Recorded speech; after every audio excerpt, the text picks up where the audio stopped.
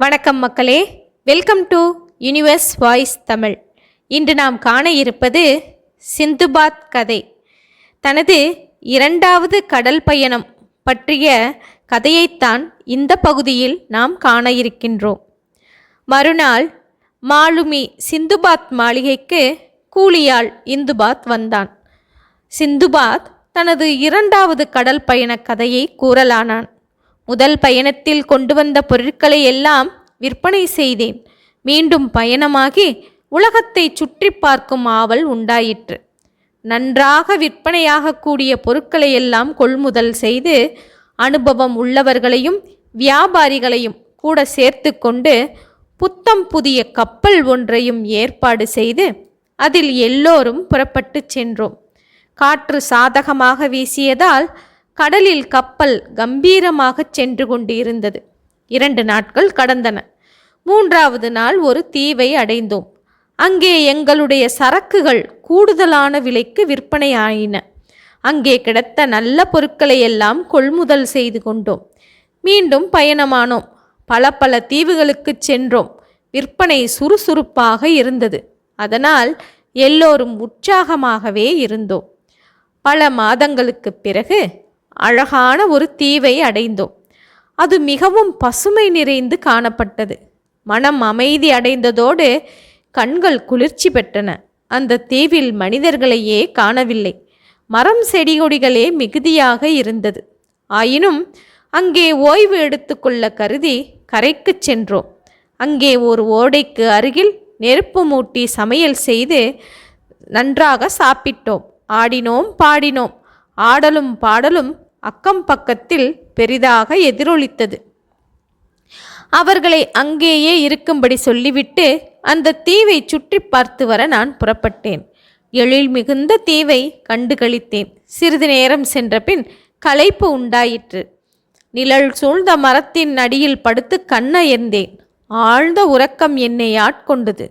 திடீரென கண் விழித்து பார்த்தால் சூரியன் மேற்கே சாய்ந்து ஒளி மங்கத் தொடங்கியது. விரைவாக கப்பலை நோக்கி கரைக்கு வந்தேன். அங்கே கப்பலையும் காணவில்லை, தோழர்களையும் காணவில்லை. திடுக்கிட்டு பார்த்தால் அவர்கள் என்னை மறந்துவிட்டு சென்று விட்டதை அறிந்தேன். கண்ணுக்கு எட்டிய தூரம் வரை கப்பலை காணவில்லை. முதல் பயணத்தின் நினைவுகள் என்னை ஊடுருவின. இனி என்ன செய்வது? எங்கே போவது? இரவை கழிக்க பாதுகாப்பான இடத்தை தேடினேன். நீண்டு உயர்ந்திருந்த மரத்தின் மீது ஏறி சுற்றும் முற்றும் பார்த்தேன்.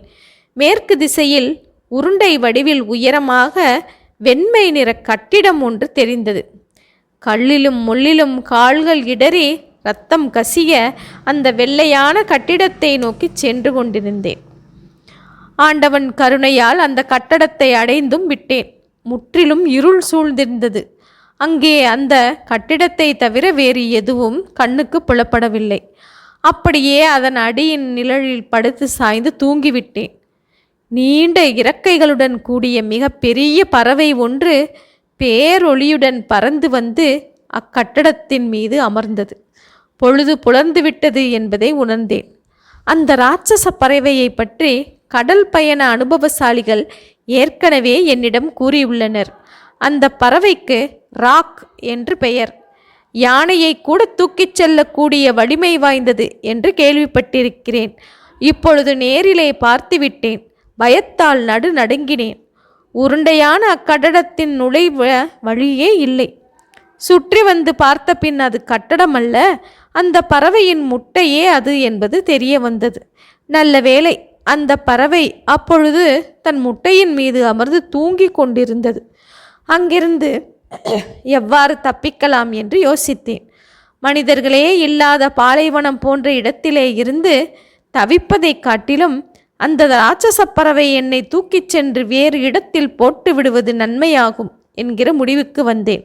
உடனே என் தலைப்பாகை துணியை அவிழ்த்து நன்றாக முறுக்கி அதன் ஒரு நுனியை பறவையின் காலில் கட்டினேன். மறுமுனியை என் இடுப்பில் கட்டிக்கொண்டேன். சிறிது நேரத்தில் பயங்கர ஒளியுடன் பறவை வானத்தில் மிக வேகமாக பறக்கத் தொடங்கியது. நான் அடியில் தொங்கிக் கொண்டிருந்தேன். மூச்சு திணறியது. கீழ்நோக்கி பார்த்தேன். பசுமையான சோலைகளும் நீர்நிலைகளும் பாலைவனங்களும் மாறி மாறி தெரிந்தன.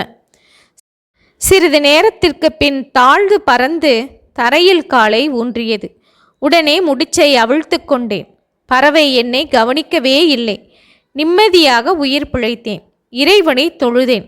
மெதுவாக ஊர்ந்து நெளிந்து சென்று கொண்டிருந்த பெரிய மலைப்பாம்பை கூரிய நகங்களால் பற்றி கொண்டு அந்த இராட்சச பறவை மீண்டும் வானத்தை நோக்கி பறந்து சென்றது. அதை பார்த்தபோது எனக்கு பயங்கரமாக இருந்தது. நான் நின்று கொண்டிருந்த தரையில் பெரிய பெரிய பாம்புகள் ஊர்ந்து கொண்டிருந்தன. இராட்சச பறவையிடமிருந்து தப்பித்தேன். ஆனால் பாம்புகளிடையே சிக்கிக்கொண்டேன். அது ஒரு பாலைவனம். நிழலோ குடிக்க தண்ணீரோ கிடையாது. எங்கே பார்த்தாலும் பாம்பு புற்றுகள். அதில் பாம்புகள் நெளிந்து ஊர்ந்து செல்கின்றன. பாம்புகளால் கடிபட்டு சாகாமல் அந்த இடத்தை விட்டு வேகமாக ஓடினேன். அங்கே தொலைவில் ஒரு மலை தெரிந்தது. அதை நோக்கிச் சென்றேன். அதில் ஒரு வழி காணப்பட்டது. உள்ளே நுழைந்தால் பெரிய பாம்பு ஒன்று புஷ் என்று பெருமூச்சு விட்டபடி படுத்திருந்தது. அதை பார்த்து பயந்து நடுங்கி வந்த சந்தடி தெரியாமல் மெதுவாக குகையை விட்டு வெளியேறினேன். அருகில் இருந்த பெரிய பாறையின் இடுக்கில் மறைந்து கொண்டு இரவு முழுவதும் உறக்கமின்றி கழித்தேன். அப்பொழுது மாலுமிகள் சிலர் முன்பு சொன்னது எனக்கு நினைவுக்கு வந்தது. அதாவது தீவுகளுக்கிடையே வைரக்காடுகள் இருப்பதாகவும் அதை சுற்றிலும் பெரிய பாம்புகள் காணப்படுவதாகவும் அங்கே மனிதர்கள் போக முடியாது என்றும் அப்படியே போனாலும் உயிரோடு திரும்ப இயலாது என்றும் கூறியிருந்தனர். மேலும் அங்கே குவிந்து கிடக்கின்ற வைரங்களை எடுப்பதற்காக தந்திர வியாபாரிகள் சிலர் ஆடுகளையும் மாடுகளையும் துண்டம் துண்டமாக வெட்டி தோல் உரித்து வீசி எறிவார்கள். அம்மாதிரி எரியப்படும் துண்டங்களில் வைரங்கள் ஒட்டி கொள்ளுமாம். பிறகு அந்த மாமிச துண்டங்களை தின்பதற்காக வட்டமிட்டு கொண்டிருக்கும் கழுகுகள் அதை தூக்கி கொண்டு மேலே பறந்து வரும்போது காத்திருக்கும் வியாபாரிகள் கூச்சலிட்டும் பறையடித்தும் கழுகுகளை விரட்டிவிட்டு மாமிச துண்டங்களில் ஒட்டியிருக்கும் வைரங்களை எடுத்து கொள்வார்களாம். அதை நான் நினைத்து கொண்டிருக்கும் பொழுது மாமிச துண்டங்கள் வந்து விழுந்தன. உடனே அவசரமாக கிடைத்த வைரங்களை அள்ளி சட்டை பையில் நிரப்பிக்கொண்டேன். அப்பொழுது எனக்கு ஒரு யோசனை தோன்றியது. பெரிய மாமிச துண்டத்துடன் என்னிடம் இருந்த துணியையும் கொண்டு என்னையும் சேர்த்து மூட்டை போல் கட்டிக்கொண்டு படுத்திருந்தேன். கழுகு ஒன்று வந்தது. அதன் கால்களில் மூட்டையை தூக்கி கொண்டு பறந்து போய் அருகில் இருந்த மலை மேல் வைத்தது. மறைந்திருந்த வியாபாரிகள் பெருத்த கூச்சலுடன் பறவையை அடித்து கொண்டு ஓடி வந்தனர். உடனே கழுகு மூட்டையை விட்டுவிட்டு பறந்து போய்விட்டது. வியாபாரிகளில் ஒருவன் ஓடி வந்து ஆவலுடன் மூட்டையை பிரித்தான். அப்பொழுது நான் எழுந்து நின்றேன். மேலும் மாமிச துண்டத்தில் வைரங்கள் காணப்படவில்லை. ஏமாற்றமடைந்த வியாபாரி தன் தலையில் அடித்து கொண்டு அழத் தொடங்கினான். அவனை சமாதானப்படுத்தினேன். நீ யார்? எப்படி மூட்டையினுள் இருந்தாய் என்றான் அவன். என்னுடைய கதையை விவரமாக கூறினேன். பாம்புகள் வசிக்கும் வைரப்பள்ளத்தாக்கிலிருந்து உயிரோடு மீண்டு வந்தவன் நீ ஒருவனே என்று மகிழ்ச்சியோடு பாராட்டினான். என்னிடமிருந்த வைரங்களில் சிறிதளவை அவனுக்கு கொடுத்துவிட்டு அங்கிருந்த வியாபாரிகளுக்கும் பங்கிட்டு கொடுத்தேன். அவர்கள் அளவற்ற மகிழ்ச்சியோடு நன்றி கூறி என்னை வாழ்த்தினார்கள். பின்பு அன்போடு அழைத்துச் சென்றார்கள். அவர்களுடன் பல தீவுகளுக்கும் பல நகரங்களுக்கும் சென்று வைரங்களை நல்ல விலைக்கு விற்றேன். நல்ல பொருட்களையெல்லாம் அங்கிருந்து வாங்கினேன். என்னிடம் பணம் நிறைய சேர்ந்து விட்டது. நாங்கள் போகும்போது பயங்கரமான மிருகங்களை காடுகளில் பார்த்தோம். இவ்வாறு பல நாடுகளை சுற்றிவிட்டு பாக்தாத் நகரத்திற்கு திரும்பி வந்தேன். என்னுடைய உறவினர்களுக்கும் நண்பர்களுக்கும் விருந்து அளித்து வேண்டிய உதவிகளை எல்லாம் செய்தேன் என்று கூறி முடித்தான் மாலுமி சிந்துபாத். கவனமாக எல்லாவற்றையும் கேட்டுக்கொண்டிருந்த கூலியாள் இந்துபாத் மாலுமியிடம், ஐயா, ஒவ்வொரு முறையும் மயிரிழையில் எங்கள் உயிர் தப்பி பல அதிசயங்களை கண்டு வந்திருக்கிறீர்கள். உங்களுடைய வீரதீர செயல்களை கேட்கும்போது மெய் சிலிர்க்கின்றது என்றான்.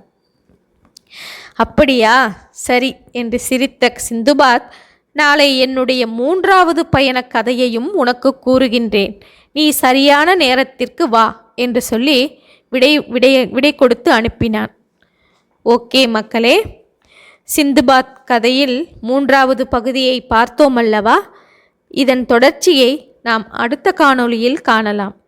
இதுவரை எனது யூனிவர்ஸ் வாய்ஸ் தமிழ் சேனலை சப்ஸ்கிரைப் செய்யாதவர்கள் சப்ஸ்கிரைப் செய்து கொள்ளுங்கள், ஷேர் செய்யுங்கள், மறவாமல் லைக் செய்யுங்கள். ஓகே மக்களே, நன்றி, வணக்கம்.